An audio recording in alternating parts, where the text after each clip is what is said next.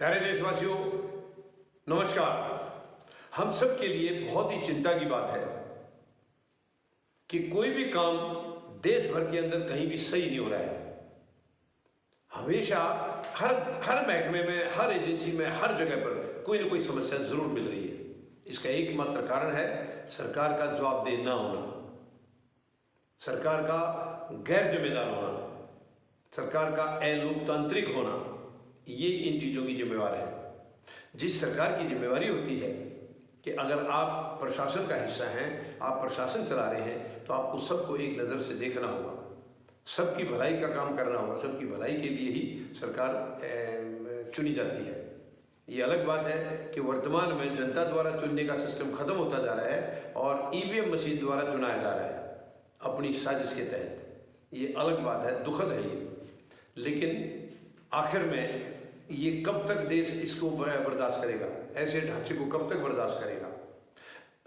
देश के अंदर 75 साल में जिम्मेवार सरकार तो हमें कभी मिली ही नहीं है, सच में जिसको कहा जाए ये देश की हितैषी है। लेकिन पिछले 8 साल में सारे रिकॉर्ड इन्होंने ध्वस्त कर दिए, सारे रिकॉर्ड तोड़ दिए।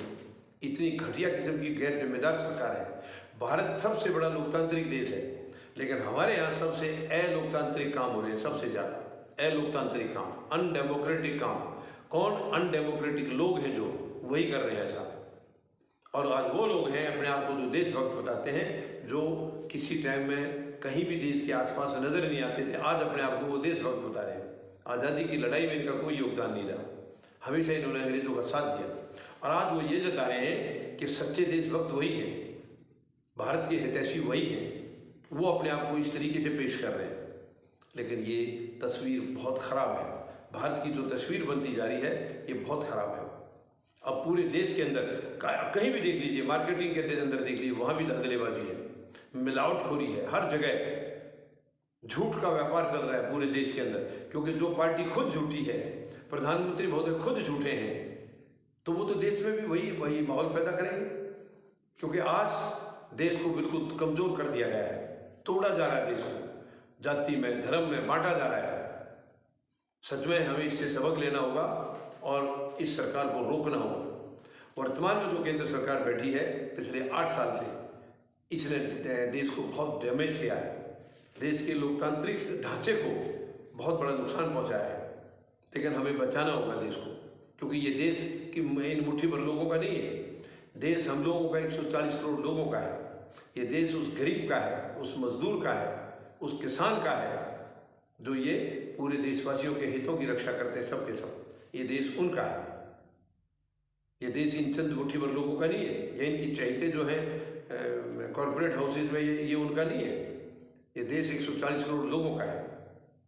आज चंद लोग इसको बर्बाद कर रहे हैं, चंद लोग अपने हितों की रक्षा करने के लिए देश को लूट भी रहे हैं और कमज़ोर भी कर रहे हैं।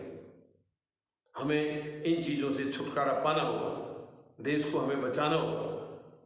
हमें देश को बचाना है तो हमें सड़कों पर आना होगा, 140 करोड़ लोगों को सड़कों पर आना होगा, तब ये देश बचेगा।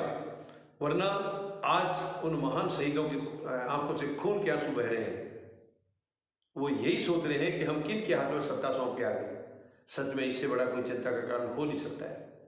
देश के लिए ये बहुत ही गंभीर विषय है और हम सबको इसके ऊपर विचार करके आगे बढ़ना होगा। ये नकारात्मक जो सिस्टम देश में पैदा किया जा रहा है, इससे छुटकारा पाना होगा, इनको भगाना होगा। ये लोकतांत्रिक लोग नहीं है, ये केवल सौदेबाजी वाले लोग हैं, सौदागर हैं, ये सौदागर हैं सब के सब। तो इनसे हमें पीछा छुड़ाना होगा, देश को इनके चंगुल से आज़ाद करना होगा।